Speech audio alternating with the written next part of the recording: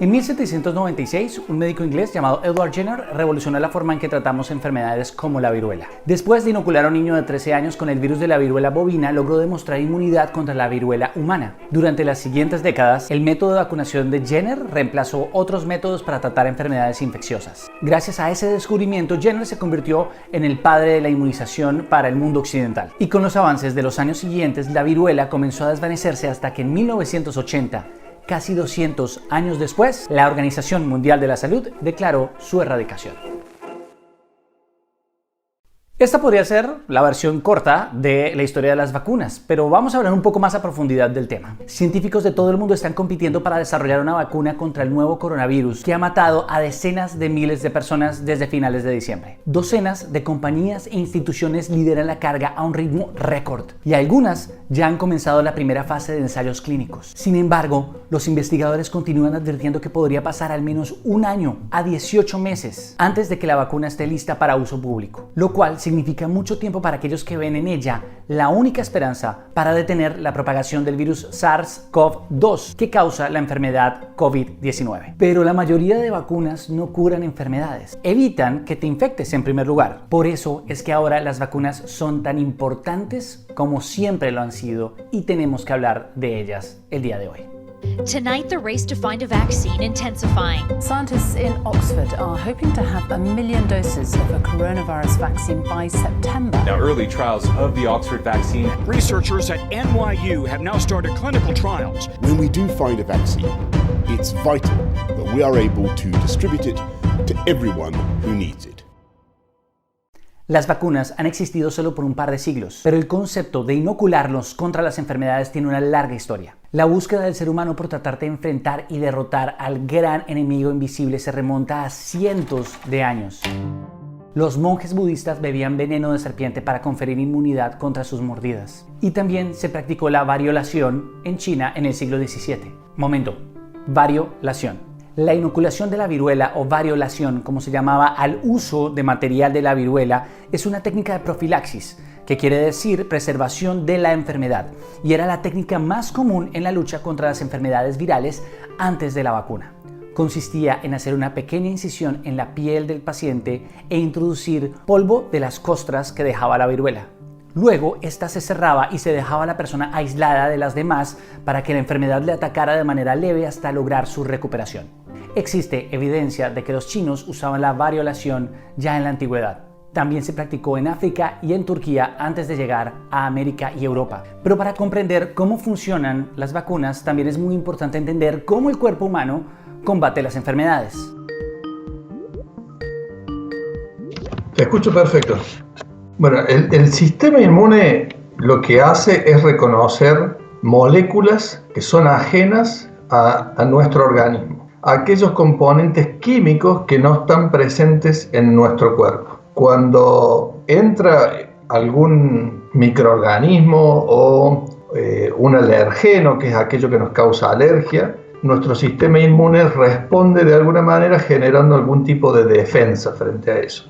Y entonces, a partir de esto, ¿qué hacen las vacunas? Las vacunas funcionan al usar una versión debilitada del patógeno para imitar, pero no causar, una enfermedad. Bueno, una vacuna consiste en fomentar esa inmunidad adquirida. Modificando ese agente patógeno o tomando algunas partes de ese agente patógeno, nosotros podamos hacer que el ser humano tenga unas defensas adquiridas sin necesidad de que haya sido infectado, para luego cuando se enfrenta por primera vez con este patógeno, ya tenga esa preparación dada por la vacuna para que ese agente patógeno no cause una infección, o si la causa, esa infección sea más leve. Suena muy sencillo, ¿verdad? Pero ¿cómo no se nos ocurrió antes? Las antitoxinas y vacunas contra la difteria, el tétano, el ántrax, el cólera, la peste, la fiebre tifoidea, la tuberculosis y más se desarrollaron durante la década de los 30. La mitad del siglo XX fue un momento muy activo para el desarrollo e investigación de muchas vacunas. Los métodos para cultivar virus en el laboratorio condujeron a rápidos descubrimientos e innovaciones, incluida la creación de vacunas contra la poliomielitis. Los investigadores se centraron en otras enfermedades comunes de la infancia, como el sarampión, las paperas y la rubiola, y las vacunas para estas redujeron en gran medida la carga de la enfermedad. Pero no todo fue felicidad.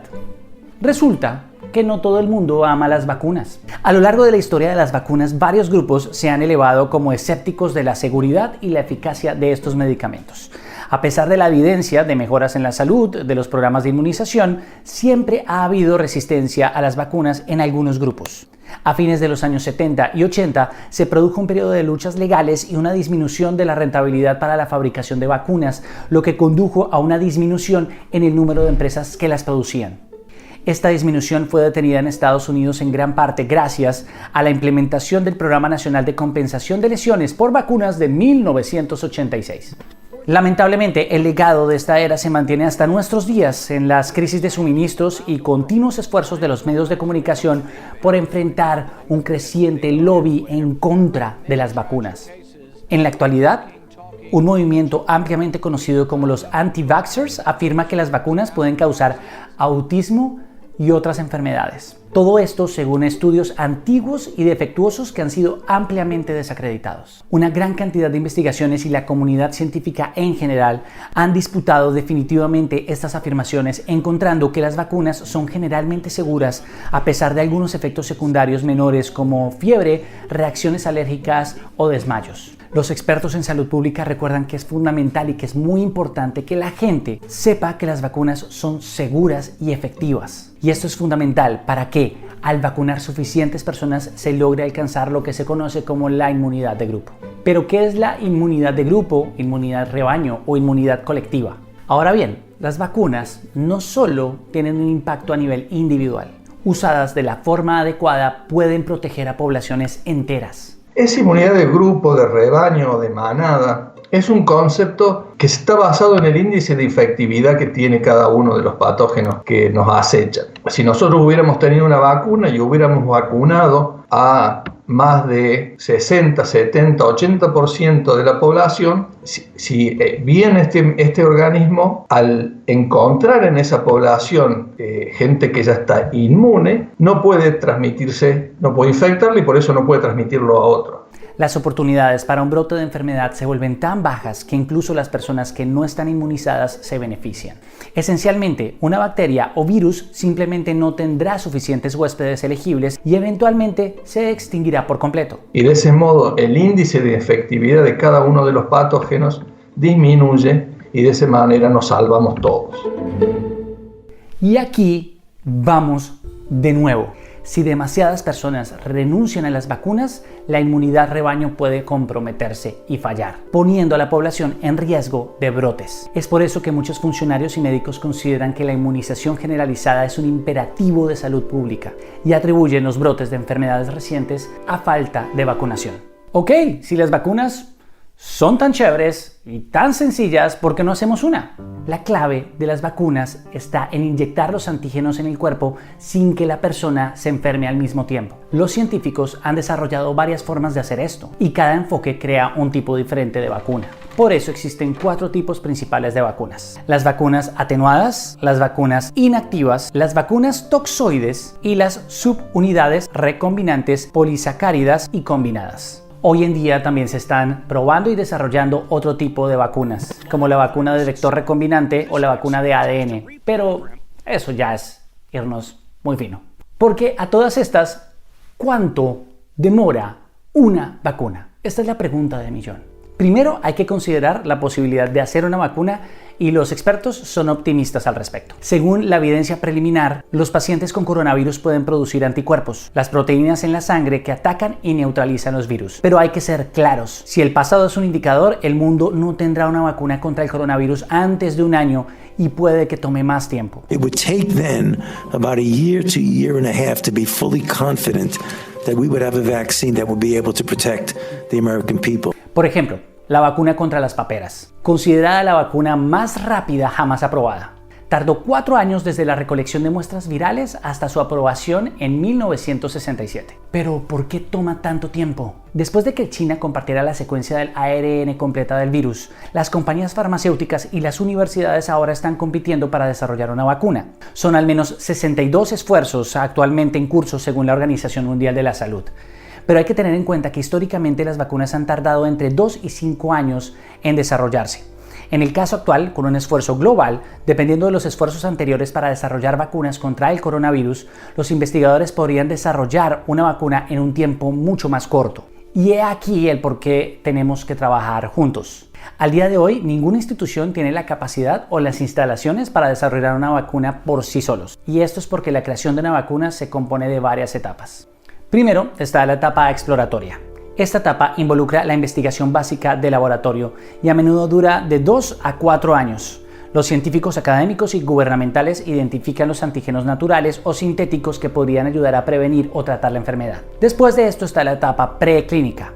Los estudios preclínicos usan sistemas de cultivos de tejidos o cultivos de células para evaluar la seguridad de la vacuna candidata y su capacidad inmunógena o capacidad de provocar una respuesta inmunológica. Aquí debemos demostrar que las vacunas potenciales son seguras y que pueden activar las partes correctas de inmunidad en el cuerpo sin causar daños. Y para esto es muy importante no saltarse los controles de seguridad. Algunas vacunas preliminares para el SARS de 2003, por ejemplo, en realidad fortalecieron la enfermedad en experimentos modelo. Muchas vacunas candidatas no van más allá de esta etapa, ya que no pueden generar la respuesta inmunológica adecuada o esperada. A menudo las etapas preclínicas duran entre 1 a 2 años y por lo general involucran investigadores de la industria privada.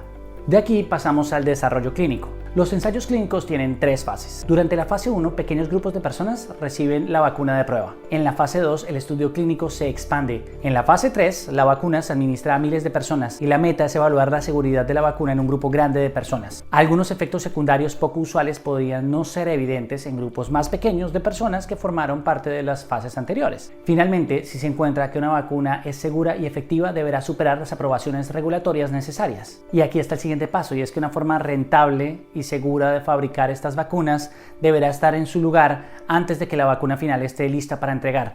Cada uno de estos pasos de la línea de fabricación y creación de vacunas es fundamental y tiene sus propios retos. Así que en un escenario como este, ¿quién pagaría por todo esto? Los líderes mundiales pueden necesitar unirse y firmar un acuerdo de acceso global. Según Seth Berkley, epidemiólogo, médico y CEO de la alianza Gavi, una asociación internacional de salud dedicada a expandir el acceso a la inmunización, tal acuerdo podría ayudar a garantizar que las poblaciones vulnerables, como ancianos, trabajadores de salud, personas en epicentros con pocos recursos, reciban la primera dosis de la vacuna. También permitiría que cualquier compañía o universidad que gane la carrera por una vacuna COVID-19 transfiera rápidamente su biotecnología a través de las fronteras.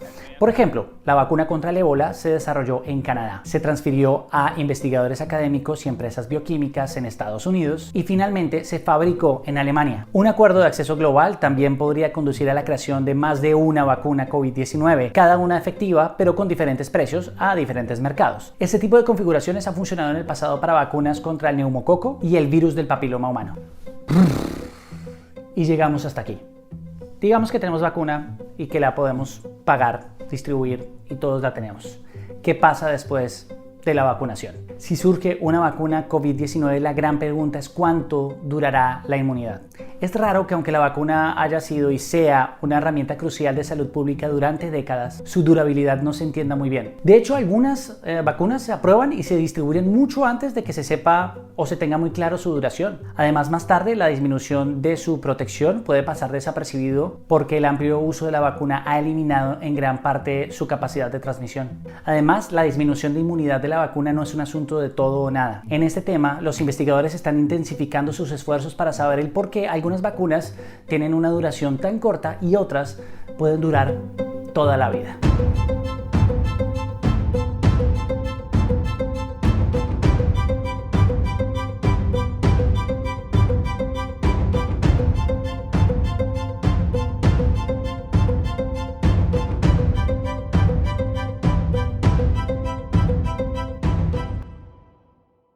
Y eso es todo por hoy. Esta vez sí les voy a pedir por favor que se suscriban, que le den a la campanita y que compartan para que tengamos más oportunidades de charlar, porque definitivamente más de una ocasión tendremos que hablar.